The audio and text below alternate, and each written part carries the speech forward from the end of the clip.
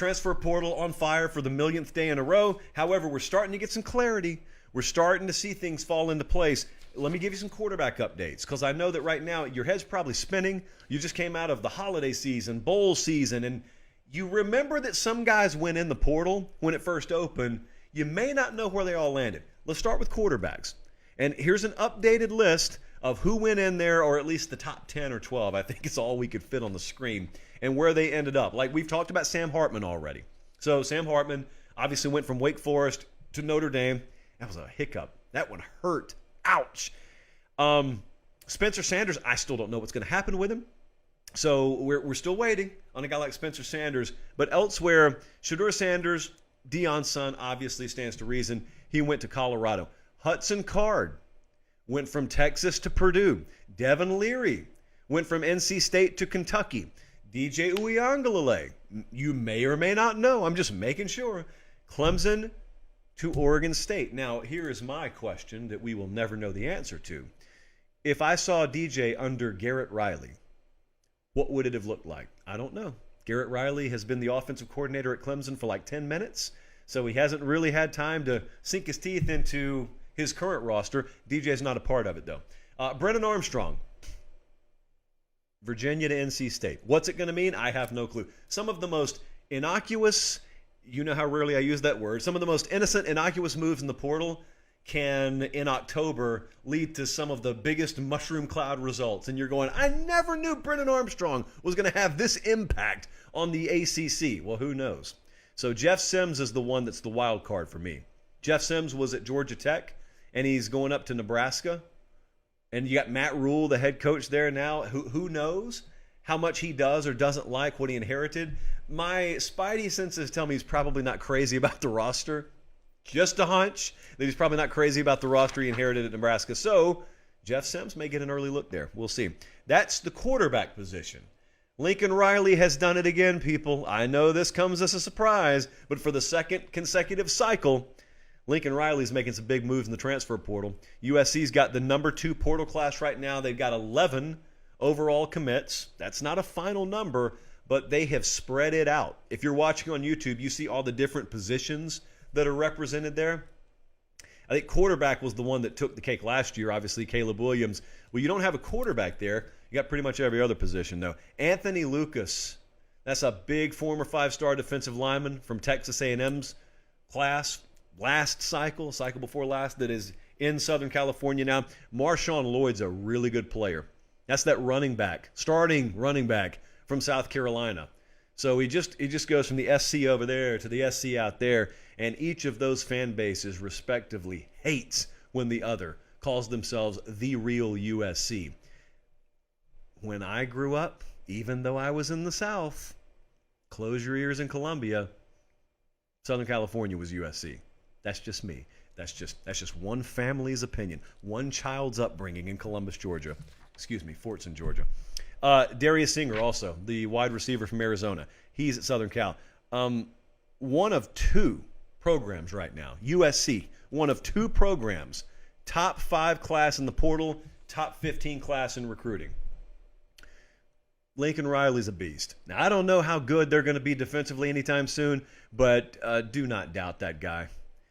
The difference is all these moves right now are good enough to get him on the brink, get him to the precipice, probably good enough to win the Pac-12. We'll see.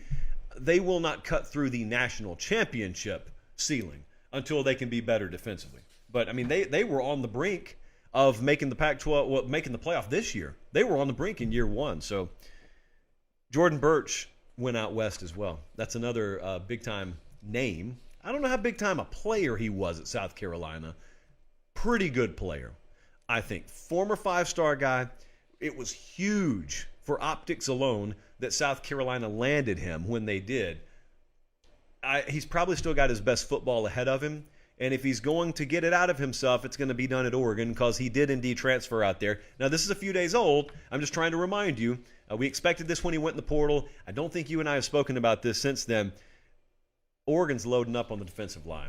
This is just one of several pieces. You look at their recruiting class, there are defensive linemen all up and down that list. They've got some guys coming back. And so they, in Eugene, Oregon, not surprisingly because of who the head coach is there, are taking depth along the defensive front very seriously.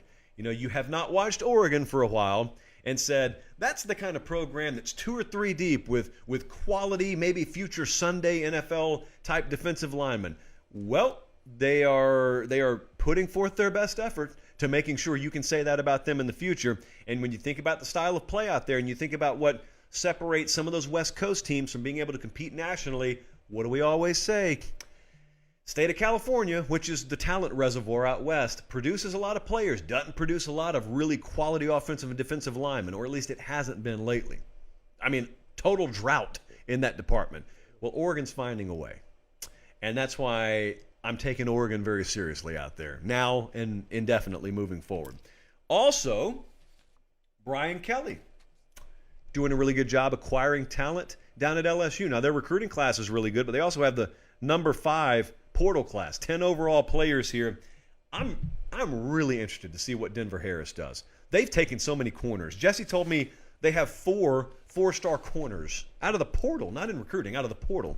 And Denver Harris is one of them, and that is yet another guy who is part of that much ballyhooed. I don't know that I've ever said that word. I've just heard it, but ballyhooed class for Texas A&M last year, and he did not have things pan out for him in College Station.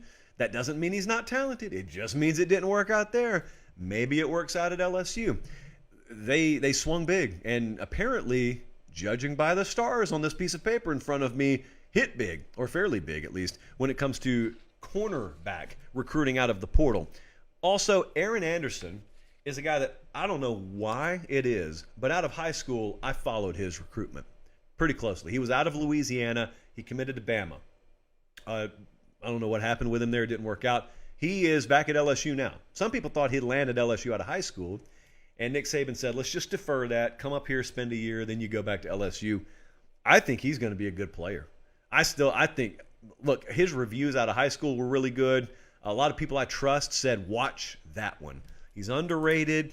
He's not nearly as high profile as some of these other guys, so I'm not going to punt on him after 1 year.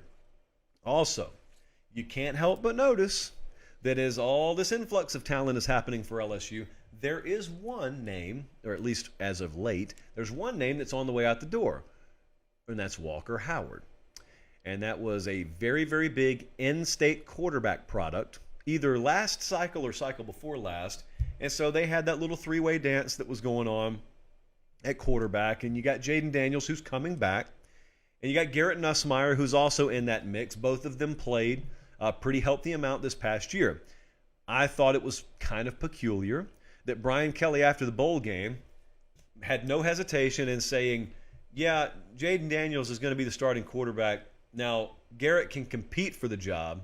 Nussmeier can compete for the job, but Jaden Daniels is starting quarterback. I thought he'd just have it totally open, and he didn't choose to do it that way. It's his program, so it's his constitutional right to operate his quarterback room the way he sees fit. It's a fact. That's just in the Constitution. But Walker Howard said, I'm out. And Walker Howard, probably going to be a really good player for someone as well.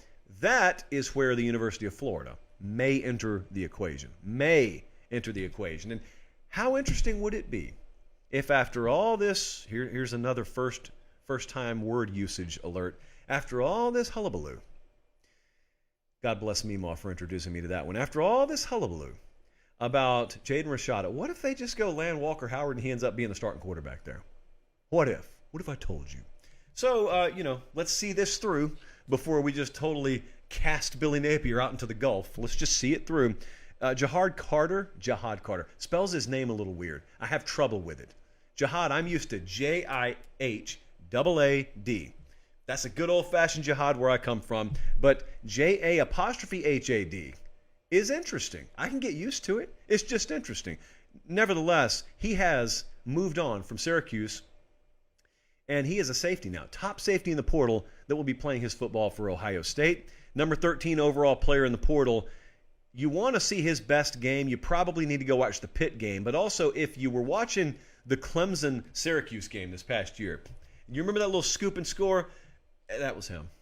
So if your mind works in like memory framework highlight mode, you probably saw Jahad Carter returning a scoop and score against Clemson.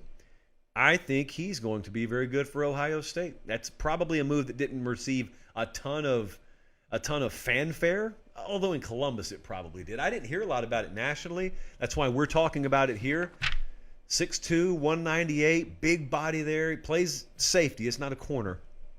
Let's see what Jim Knowles and company does with Jahad Carter. So that is the most up-to-date picture of the transfer portal we have for you. Guys, thanks for watching Late Kick. Make sure to leave a comment. I love interacting with you. But most of all, please like the video and subscribe to the channel. That's how we keep all of this free.